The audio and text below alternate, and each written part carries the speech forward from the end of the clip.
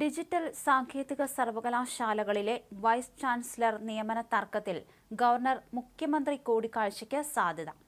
പ്രശ്നപരിഹാരത്തിനുള്ള supreme കോടതി നിർദ്ദേശത്തെ തുടർന്നാണ് ഈ നീക്കം. തടസ്സം നീക്കാൻ ഗവർണറെ നേരിൽ കണ്ട് സംസാരിക്കാൻ മുഖ്യമന്ത്രി പിണറായി വിജയന് നിയമോപദേശം ലഭിച്ചതായിട്ടാണ് വിവരം.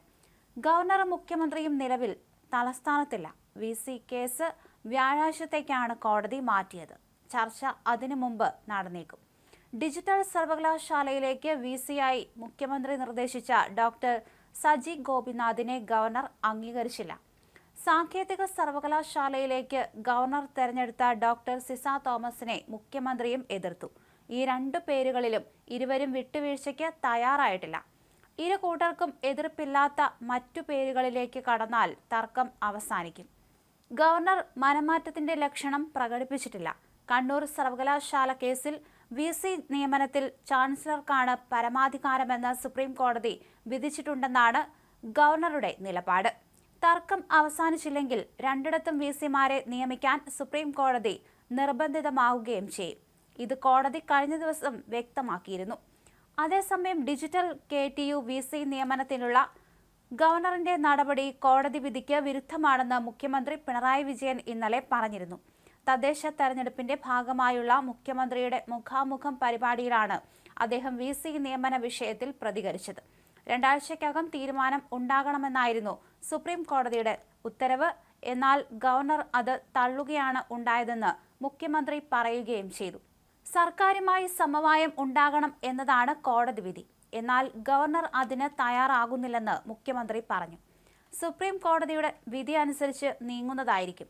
ഇക്കാര്യത്തിൽ സർക്കാരിന് തുറന്ന നടപടിയാണുള്ളത്.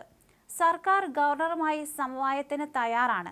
സമവായത്തിന് ശ്രമിച്ചുകൊണ്ടിരിക്കുകയാണ്. എന്നാൽ അതിന് തയ്യാറാകാത്തത് ഗവർണറാണെന്ന് മുഖ്യമന്ത്രി കൂട്ടിച്ചേർത്തു. ഡിജിറ്റൽ സർവകലാശാല VCയായി ഡോക്ടർ സജി ഗോപിനാഥിന്റെയും സാങ്കേതിക സർവകലാശാല VCയായി ഡോക്ടർ C സതീഷ് കുമാറിന്റെയും പേരിനാണ് മുഖ്യമന്ത്രി ആദ്യ പരിഗണന നൽകിയത്. ഇരു സർവകലാശാലകളിലെയും VC നിയമനത്തിനായി റിട്ടയർഡ് സുപ്രീം കോടതി ജഡ്ജി സുധാൻഷു ധൂലിയ അധ്യക്ഷനായി 2 സെർച്ച് കമ്മിറ്റികൾ രൂപീകരിച്ചിരുന്നു. അവർ നൽകിയ പട്ടികയിൽ നിന്നുള്ള പേരുകളിലാണ് ഗവർണറും മുഖ്യമന്ത്രിയും തമ്മിലടിക്കുന്നത്.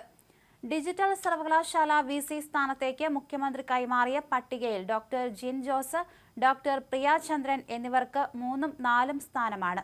സാങ്കേതിക സർവകലാശാല VCയായി ഡോക്ടർ GR ബിന്ദു, ഡോക്ടർ പ്രിയ ചന്ദ്രൻ എന്നിവരുടെ പേരുകൾ 2ഉം 3ഉം സ്ഥാനത്ത് മുഖ്യമന്ത്രി ഉൾപ്പെടുത്തി.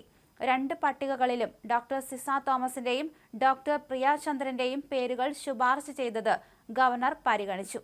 ഗവർണർ മനമാറ്റത്തിന്റെ ലക്ഷണം പ്രകടിപ്പിച്ചില്ല.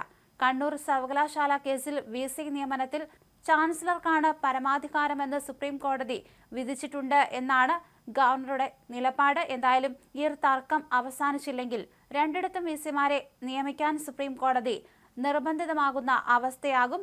ഇത് കഴിഞ്ഞ ദിവസം കോടതി പറഞ്ഞതാണ്.